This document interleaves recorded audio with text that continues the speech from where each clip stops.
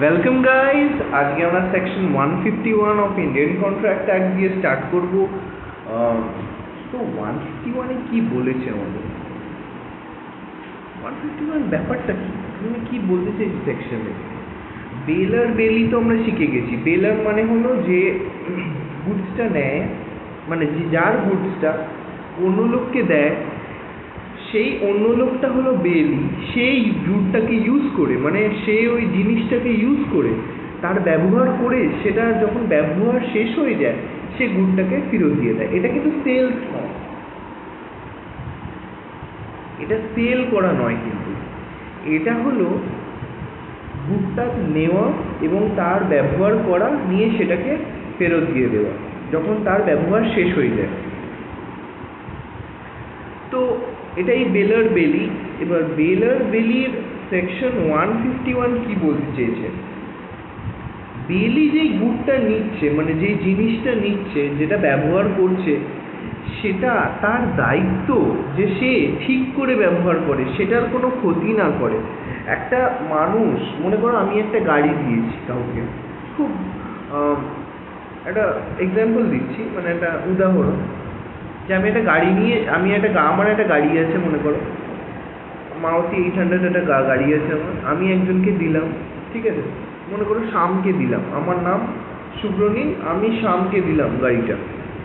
তো গাড়িটা নিল শ্যাম, নিয়ে যখন ফেরত দিল ভেঙে চুরে দিল, মানে এদিকে ভেঙে গেছে, হেডলাইট উপড়ে গেছে, পেছনের পাম্প ভেঙে গেছে, বনেট উপড়ে গেছে।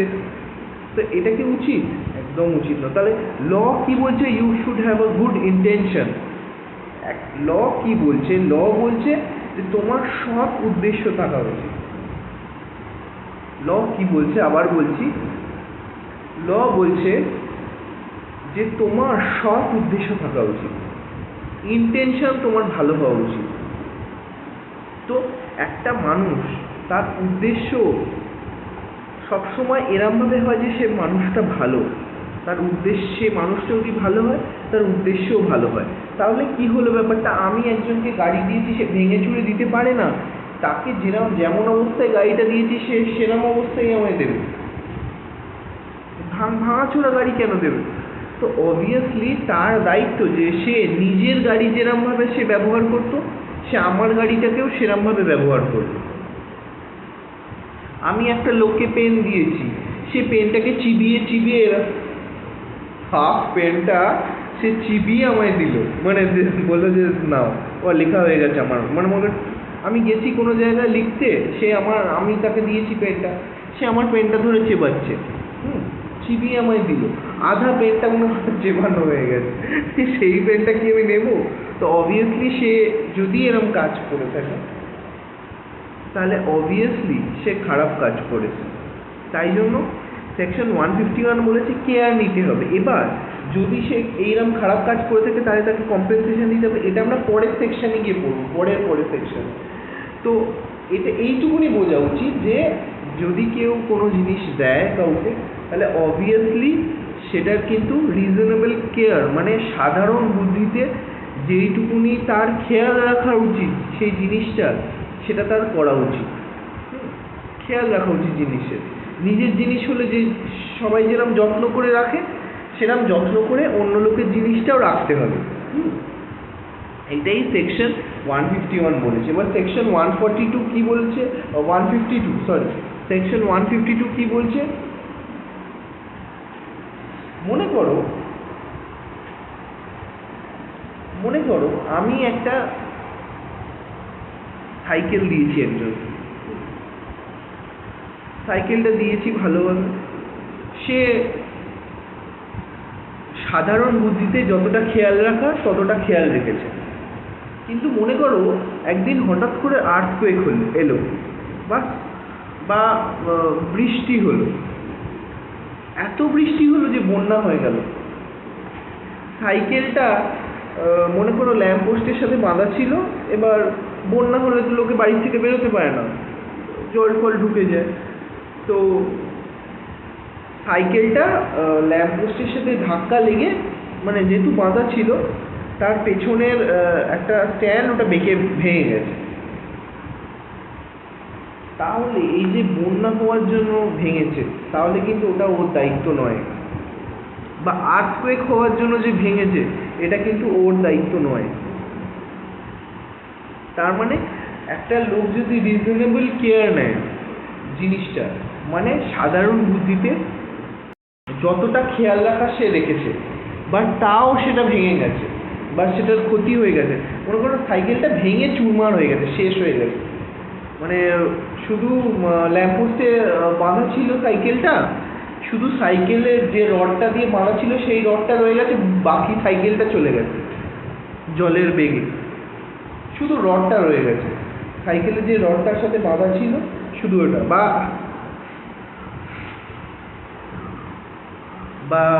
একটা টায়ারটা ল্যাম্পপোস্টের সাথে বাঁধা ছিল, শুধু টায়ারটা রয়ে গেছে, সে ওই টায়ারটা এসে দিচ্ছে আমরা যে দেখো তোমার পুরো সাইকেলটা জলে ভেসে চলে গেছে, কিছু করার নেই। বা বাড়ির ভেতরে রেখেছিল, শুধু টায়ারটা রয়েছে, মানে বাড়ি জল ঢুকে গেছে এবং ছিঁড়ে নিয়ে, মানে সাইকেলটা নিয়ে মানে উপড়ে নিয়ে বের করে নিয়েছে, চলে গেছে বন্যা জল। তাহলে কিন্তু আমি তার থেকে কোনো টাকা দাবি করতে পারি না। কেন? এইটা সে উপযুক্ত দায়িত্বশীলভাবে সে তার দায়িত্ব জ্ঞান নিয়ে সে সেই জিনিসটা রক্ষণাবেক্ষণ করেছে। কিন্তু তাও কি হয়েছে, যেহেতু একটা আনন্যাচারাল ঘটনা ঘটেছে যার জন্য সে দায়ী নয়, তাহলে সে আমায় কম্পেনসেট করতে বাধ্য নয়। এটা যদি আমিও রাখতাম তাহলে আমারও এটা হতে পারতো ক্ষতিটা, এই ক্ষেত্রে ও কিন্তু পেমেন্ট করতে বাধ্য নয়। কিন্তু এইগুলো কিন্তু সবই প্রমাণ সাপেক্ষ। কোর্ট কিন্তু প্রমাণ দেখে, যে প্রমাণ করে দিল, যার বক্তব্য সেই কিন্তু জিতে যাবে কেসে। তো এটা খুব ইম্পর্টেন্ট। এটা হলো একটা ঘটনা। মনে করো আমার একটা ঘোড়া আছে, আমি সেই ঘোড়াটাকে একটা লোককে দিলাম, সেই ঘোড়াটা নিয়ে তার বাড়ি চলে গেল। মানে তাকে দিলাম যে সে রাইড করতে পারে ঘোড়াটাকে, মানে রাইড করতে পারে, মানে সেটাকে ঘোড়ার ওপর পিঠে চড়ে সে কেমন লাগে সেটা উপভোগ করতে পারে। কিন্তু সেটা আমি দিলাম তাকে, সে সেটা বাড়ি নিয়ে চলে গেল। আমি একটা লোককে বললাম যে দেখো আমার একটা জিনিস এনে দাও, আমার এটা দরকার, আমার বাইকটা নিয়ে যাও। সে আমার জিনিসটা দিয়ে আমার বাইকটা নিয়ে নিজের বাড়ি চলে গেল। বা কারুর বাইক দরকার, আমি কিছুটা টাইমের জন্য তাকে দিলাম যে না, বললো আমার একটু দূরে যেতে হবে, আমার একটা জিনিস দরকার আছে, বড়বাজার যেতে হবে মনে করো, বা একটু দূরে কোনো জায়গায় যেতে হবে, তার জন্য আমি তোমার বাইকটা একটু নেবো। সে নিল, সে 2 মাস রেখে দিল তার কাছে। তাহলে কিন্তু বেলমেন্ট তখনই টার্মিনেট করে যাবে। এটা কখন টার্মিনেট করবে? টার্মিনেট করে যাবে আপনি নয়, এটা মানুষের দরকার। তাহলে যে দিয়েছে, আমার যদি জিনিসটা হয় তাহলে আমি টার্মিনেট করতে পারি, আমার সিদ্ধান্ত মতে সেই বেলমেন্টটা টার্মিনেট হয়ে যেতে পারে, মানে সেই বেলমেন্টটা শেষ হয়ে যেতে পারে। মানে এই যে কন্ট্রাক্টটা, এটা শেষ হয়ে যেতে পারে, রদ হয়ে যেতে পারে, আটকে যেতে পারে, শেষ হয়ে যেতে পারে।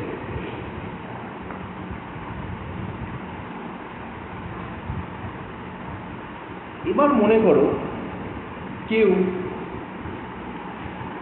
আমার জিনিসটার গাড়ি, মনে করো মনে করো আমার একটা বাইক আছে, মানে বাইক নয়, হ্যাঁ মনে করো একটা বাইক আছে, বাট সেটা পাহাড়ের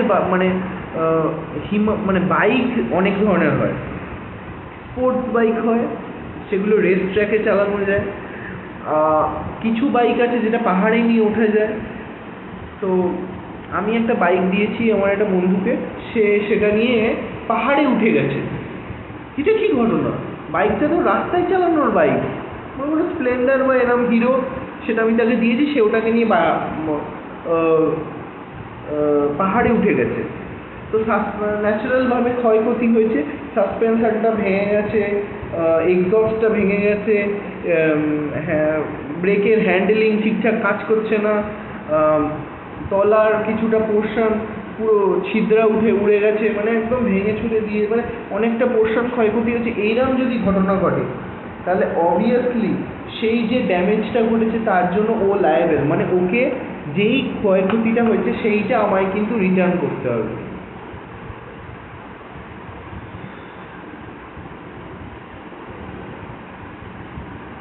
তাহলে এই যে ক্ষয়টা আমার হলো, এই যে ক্ষতিটা আমার হলো, সেই ক্ষতিটা আমায় কিন্তু পে করতে হবে। আমি একটা ঘোড়া দিয়েছি শিখে, সে সেই ঘোড়াটা নিয়ে গিয়ে নিজের ছেলেকে চড়তে দিল ঘোড়াটাকে, ঘোড়াটা তার ছেলে নিয়ে গিয়ে অ্যাক্সিডেন্ট করিয়ে দিল, ঘোড়ার পায়ে ক্ষতি হলো, মানে ইনজিওর্ড হলো ঘোড়ার পায়ে। তাহলে এই যে ঘোড়ার পায়ে ইনজিউরিটা হলো সেটা তো সে যদি চালাতো তাহলে না হতো না, তার ছেলে, ছোট ছেলে সেটা চালিয়েছে, তাই জন্য তার পায়ে ক্ষতি হয়েছে, তার জন্য তাকে ঘোড়ার যাবতীয় চিকিৎসা খরচা দিতে হবে,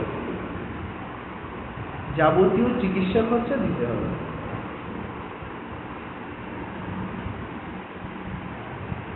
এবার মনে করো সেকশন 155 বলছে বেলার কি করেছে, বেলার মনে করো আমি বেলার, আমি 1 কেজি আটা ভালো আশীর্বাদ, মনে করো আমি ভালো কোয়ালিটির আটা আমি একটা বন্ধুকে দিয়েছি যে তুই কিছুদিন রাখ, 5 কেজি আটা রাখার আমার বাড়িতে জায়গা নেই, তুই 5 কেজি আটাটা রাখ, আমি তোর থেকে পরে নিয়ে নেব। এবার বেলি কি করলো, সেটাকে নিয়ে তার নিজের যে কম দামি আটা তার সাথে মিলিয়ে ফেললো।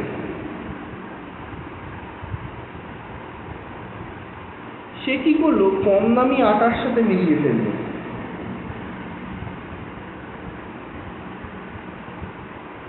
মানে বস্তাটা কম দামি আটার মাঝখানে রেখে দিল, দুটো আটাকে একসাথে মিক্স করলো না, বাট আমার বস্তাটা নিয়ে গিয়ে ওর সাধারণ যে আটার বস্তা তার পাশে রেখে দিল।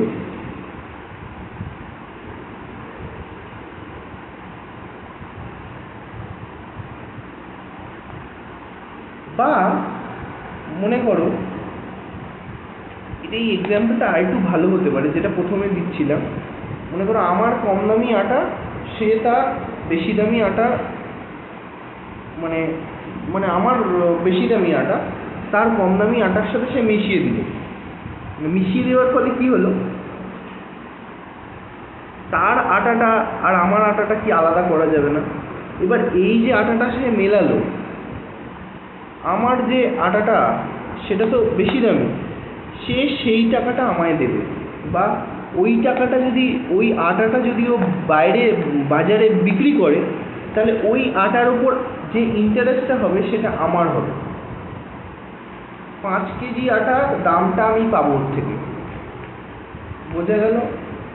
5 কেজি আটা যে দামে আমি কিনেছিলাম সেই টাকাটা আমি ওর থেকে পাবো। ভালো করে বুঝতে হবে। আমি একটা বেশি দামি আটা ওর বাড়িতে রাখলাম, ও বেশি দামি আটার সাথে নিজের কম দামি আটাটা মিক্স করলো, দুটোকে একসাথে ঢাললো, এবং ও যদি বাজারে ওটা বেচে দেয়, তাহলে ওই যে ইন্টারেস্টটা, মানে ওর যে আটার দাম, তার মধ্যে আমার যে 5 কেজি আটার দাম ছিল সেটা আমি পাবো ওর থেকে। সোজা কথায় ওই দামটা আমি পাবো ওর থেকে। এবার মনে করো আমি ওকে আমি মনে করো কোনো একটা লোককে 1 বান্ডিল ভালো সুতো দিলাম, ভালো কোয়ালিটির সুতো। সে কি করলো, সে ভালো সুতোটা আর নিজের খারাপ সুতোটা একসাথে রেখে দিল, বা আটা দিয়েই বোঝে। মনে করো আমি একটা 5 কিলো আটার বস্তা দিলাম, সে তার সাধারণ যে আটা, মানে যে কম দামি আটা, তার বস্তার সাথে বস্তা মেলায়নি, কিন্তু বস্তা সব একসাথে মিলিয়ে দিয়েছে। বাট আমি বুঝতে পারছি না কোনটা আমার বস্তা, বাট বস্তায় আছে, যেহেতু মেলায়নি, সেপারেট করা যাচ্ছে গুডসটাকে, মানে আলাদা করে বোঝা যাবে, ওই বুঝতে পারছে যেহেতু। এবার মনে করো সেই বস্তাটা এত একটা গোডাউনে রাখা, সেখানে অনেক বস্তা, 200-250 বস্তা আছে। 5 কিলো আটার আমার বস্তাটা আমার চাই, এই আটার বস্তাটা বের করতে মনে করো ওর লেবার আছে, তাকে দিয়ে ওকে বের করতে হবে 5 কিলোর আটার বস্তাটা। 5 কিলোর আটাটা যদি ও বের করতে চায়, ওর লেবারকে, ওর যে মনে করো ওর যে শ্রমিক যে ওই আটাটা বের করবে, সেই শ্রমিককে ওকে 20 টাকা পে করতে হবে ওই একটা আটা বস্তা বের করার জন্য। তাহলে এই টাকাটা কিন্তু ও দেবে ওর পকেট থেকে, আমি দেবো না। আমার 5 কিলোর আটার বস্তা আমি ওকে দিয়েছি, ও মিলিয়ে দিয়েছে, সব কিছু মিলিয়ে দিয়েছে, মানে বস্তা থেকে বের করেনি, বস্তা কাটেনি, বস্তাটা ওর বস্তার সাথে ঢুকিয়ে দিয়েছে। অনেক বস্তা একসাথে 250টা মনে করো বস্তা একসাথে আছে, ওই বস্তাটা যদি বের করতে হয় একটা শ্রমিককে টাকা দিতে হবে। তাহলে এই টাকাটা কিন্তু ও খরচা করবে যাতে ওইটা বের করা যায়, কেন সেপারেট করা যায় গুডসটাকে। সেকশন 156 এটাই বলছে, যদি কোনো গুড আলাদা করা যায় সেটা সেটা আমায় পাওয়ার জন্য যা খরচা সেটা কে দেবে, সে ওই বেলি দেবে। কে দেবে? বেলি দেবে। বা যদি ওই 5 কিলোর বস্তাটা ফেটে গিয়ে থাকে, 250টা বস্তা ওর ওপর চাপিয়ে দিয়ে ওই বস্তাটা ফেটে গেছে, তাহলে ওই বস্তার দামটা আমি পাবো। বা ও এমন একটা জায়গায় রেখেছে সেই বস্তাটা ফুটো হয়ে ইঁদুর ঢুকে সেটাকে নষ্ট করে দিয়েছে আটাটাকে, তাহলে ওই বস্তার দাম আমি পাবো। ড্যামেজ করেছে যদি আমার কোনো গুডস,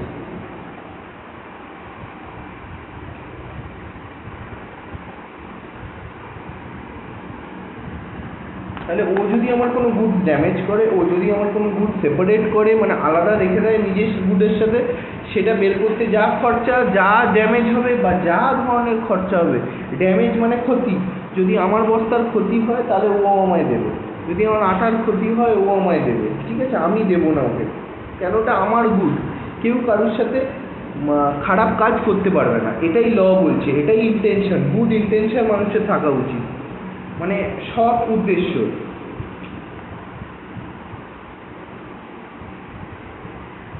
এবার মনে করো আমার 1 কেজি আটা অনেক দামি, আমি আমার একটা বন্ধুকে দিলাম, বন্ধুর নাম হলো রাম, আমি রামকে 1 কিলো আটা দিলাম, খুব দামি, সে তার 2 কিলো আটার সাথে ওটাকে মিশিয়ে দিল, আমার 1 কিলো আটাটা দিল, নিজের 2 কিলো আটাটা দিল। আমার আটাটার দাম মনে করো 100 টাকা, ওর আটাটার দাম মনে করো 20 টাকা। ও এই আটাটা নিয়ে গিয়ে বাজারে বিক্রি করে দিল, আমি কিন্তু 100 টাকা ওর থেকে পাবো।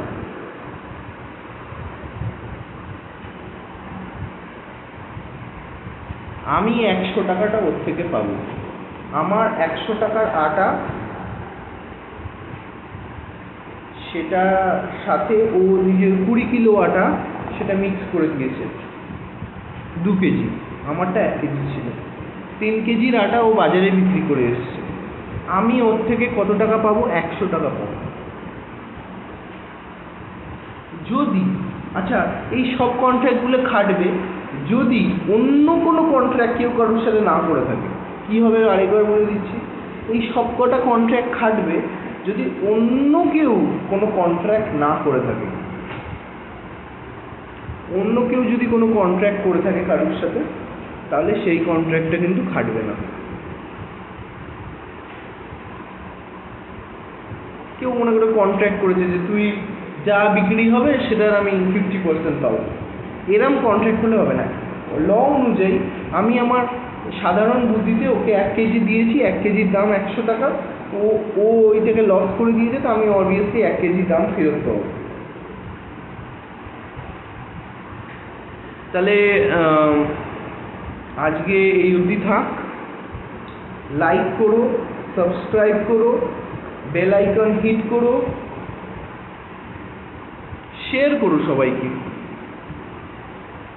আর কমেন্ট করো প্লিজ, দয়া করে সবাই ভিডিওটা মন দিয়ে দেখো, যদি কোনো জায়গায় অসুবিধা হয় আমায় কমেন্ট সেকশনে জানিও, আমি সেই ভিডিওটা আবার বানিয়ে দেবো বা কোনো কিছু আলাদা করে বলে দেবো, কোনো যদি নোটস প্রোভাইড করতে হয় সেটাও করে দেবো। everything is free, understand it. Bye.